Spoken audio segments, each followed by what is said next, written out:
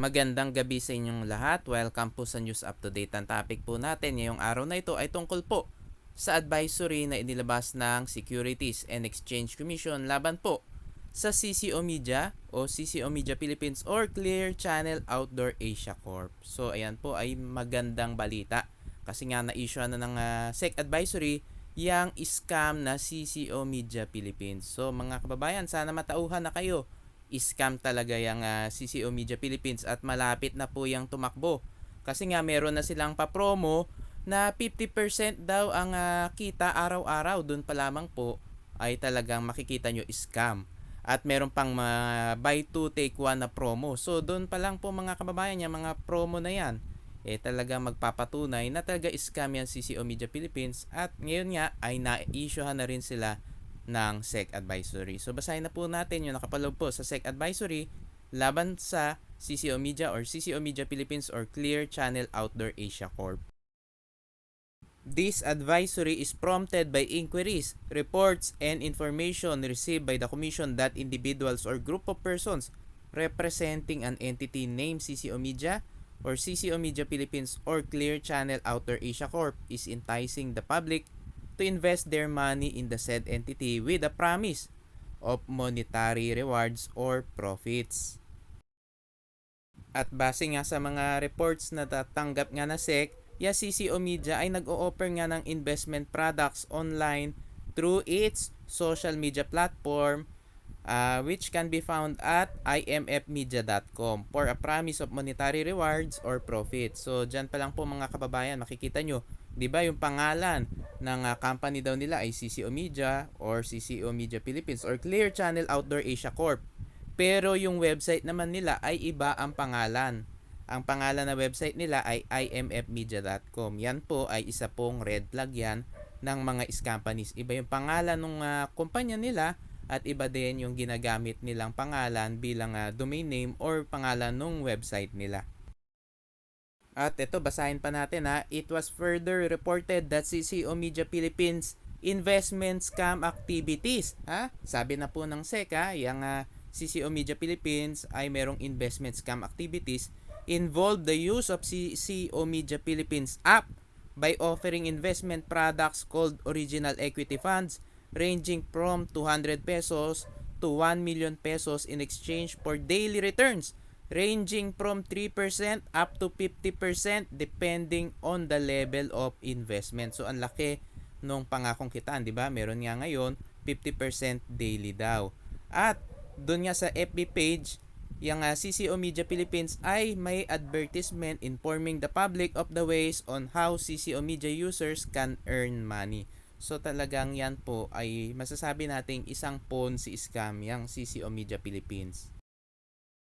In the same FB page, CCO Media Philippines presented a link to gain access to their company's SEC certificate as a proof of its legitimacy and as a way of enticing the public to invest in the said entity.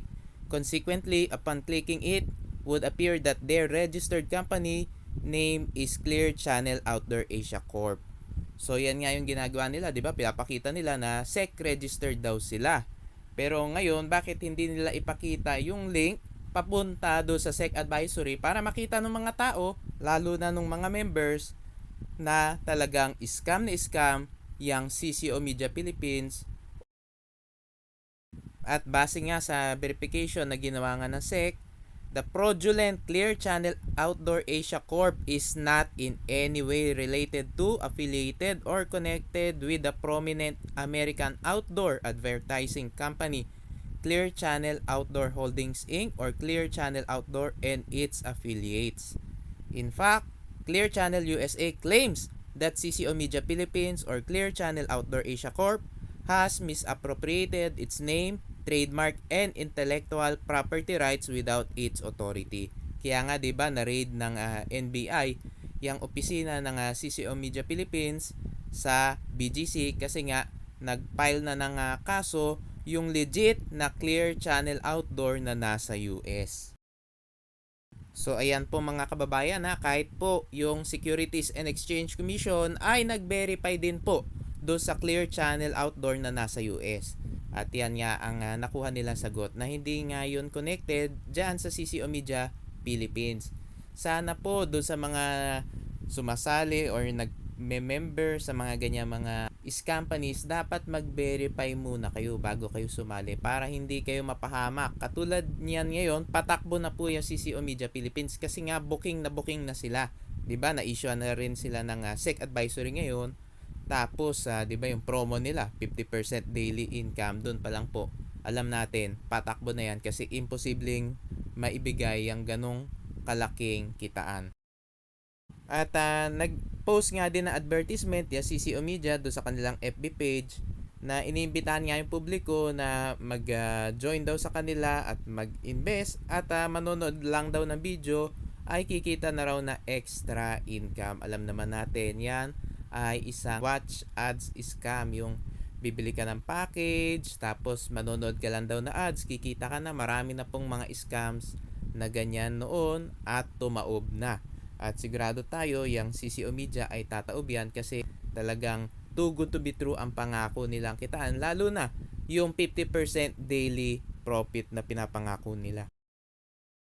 The public is hereby informed that CCO Media or CCO Media Philippines or Clear Channel Outdoor Asia Corp is not authorized to solicit investments from the public not having secured prior registration and or license to sell securities or solicit investments as prescribed under Section 8 of the Securities Regulation Code or SRC. So, ibig sabihin, wala pong secondary license yung CCO Media Philippines.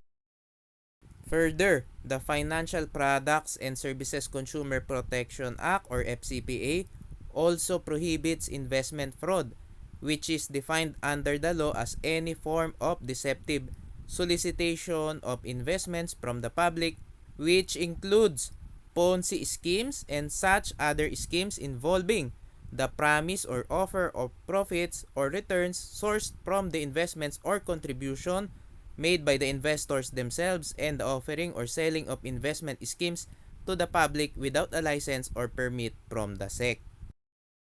Pinaalalahanan nga ng SEC ang publiko na wag na po kayo mag-invest at tumigil na po kayo sa pag-invest sa mga investment scheme na ino-offer nga ng CCO Media o ng CCO Media Philippines or ng Clear Channel Outdoor Asia Corp. So umiwas na po kayo dyan. Kung kayo po ay nakapag-invest na dyan, humingi na po kayo na refund, mag-withdraw na po kayo, wag na po kayo magdadagdag. At kung kayo po ay nagbabalak sumali dyan, wag na po kayo sumali dyan dahil scam po yung CCO Media Philippines. At babala po para sa mga umaaktong salesmen, brokers, dealers or agents, representatives, promoters, recruiters, uplines, influencers, endorsers, abettors, and enablers of CCO Media or CCO Media Philippines or Clear Channel Outdoor Asia Corp in soliciting or convincing people to invest in the investment scheme being offered by the said entity, including soliciting investments or recruiting investors through the internet, may be held criminally liable under Section 28 of the SRC and Section 11 of the FCPA, for the two offenses both penalized with separate maximum fine of 5 million pesos or imprisonment of 21 years or both pursuant to Section 73 of the SRC. At yung pangalan nga ng mga involved nga dyan sa CCO Media or CCO Media Philippines or Clear Channel Outdoor Asia Corp ay ire-report po ng SEC sa Bureau of Internal Revenue or BIR para nga sa kaukulang mga multa at buwis na dapat bayaran. Kung meron po kayong impormasyon tungkol nga sa operasyon ng CCO Media or CCO Media Philippines or Clear Channel Outdoor Asia Corp, ay pwede nyo pong tawagan ang Enforcement and Investor Protection Department or EIPD ng Securities and Exchange Commission sa kanilang telephone number na 8818-6047 o pwede nyo rin po silang i-email sa epd@sec.gov.ph o pwede nyo rin po silang bisitahin sa opisina nila sa Commission's Enforcement and Investor Protection Department or EIPD na nasa 9th floor, the SEC Headquarters, 7907 Makati Avenue, Salcedo Village, Barangay Bel Air, Makati City. Ito pong advisory ay inilabas noong September 14, 2023. Ayan po mga kababayan na kumpirmadong-kumpirmado po, scam na scam po yang CCO Media Philippines o Clear Channel Outdoor Asia Corp. So, ayan po ang patunay talaga na taga-scam yan. Kasi nga, di ba, ang dami na natin na ipakitang patunay. Marami silang mga false claims na may kepa ng dokumento, di ba? Tapos na-raid na nga na NBI kasi nga kinasuhan na sila nung talagang legit na Clear Channel Outdoor na nasa US. Kasi nga, hindi naman connected yung Clear Channel Outdoor na nasa US doon sa scam na CCO Media Philippines. Hindi po sila connected. Kaya nga, kinasuhan na ng Clear Channel Outdoor na nasa US yung CCO Media Philippines. So mga kababayan, ayan po, kumpirmado, scam yan CCO Media. So iwasan po ninyo yan. Mga kababayan, ayan po napahiya na yung mga defenders at yung mga recruiters dyan sa CCO Media Philippines. Kasi nga, booking na ang modus ng CCO Media Philippines. At ayan, na-issue na nga na advisory ng SEC. At alam natin yan ay isang scam, yung CCO Media Philippines. At yan po ay malapit ng tumaob kasi nga todo-todo na sila sa papromo.